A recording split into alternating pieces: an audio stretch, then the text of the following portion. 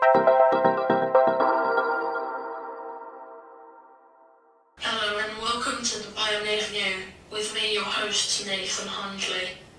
Today I'm interviewing Dan Wilkins, the head of the Learning Disabilities and Autism Service at Wiltshire Council. Thank you for being interviewed by me today, and if you're ready I'll start the questions, unless you have any opening remarks. No, thank you very much for inviting me. What does your job entail?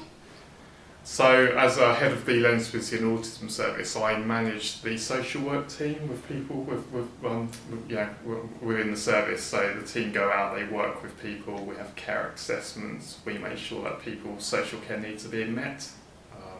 They do lots of different things, from supporting people to get into employment, to working, make sure they've got housing. It's really important to have a good relationship with the people they're working with. How do you support disabled people transitioning? We are doing lots of work around transitions at the moment, so we're in the process of setting up a new service called the Moving On service. So we worked with young people around kind of what do young people want to do when they grow up? How do we make sure that they have access to friends, family, support? We work very closely with our SEND service, so the Special Educational Needs and Disabilities Service.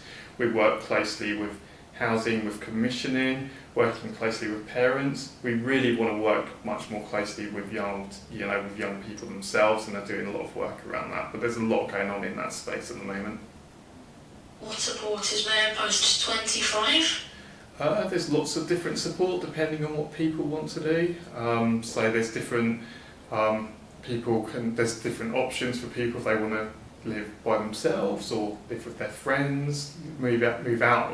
Some people want to stay at home living with their parents but want some support. So and we work around helping people to get into employment. There's not enough people in employment, but we need to do better on that, but we're doing lots of work around that.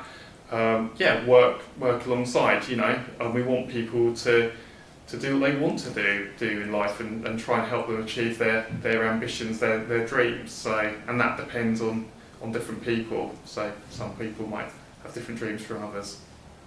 Do you offer care payments for parents for respite?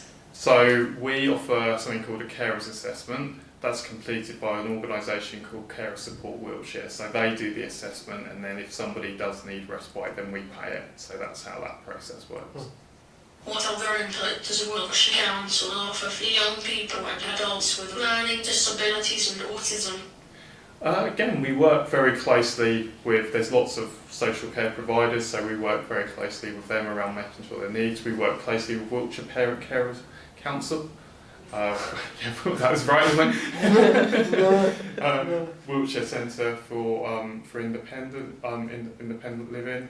I'm really keen in my role that these services are delivered with kind of disabled people, with autistic people absolutely driving this.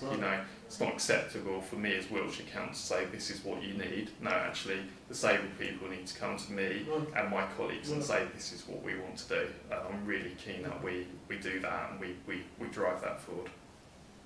What is your overall goal for working with disabled people in the future? Same goal I've had ever since I was 18, so 3 years ago, obviously. So I want people to achieve. I want people to have the same opportunities that everybody has in society. We put barriers in place for disabled and autistic people, and I want us to remove those barriers.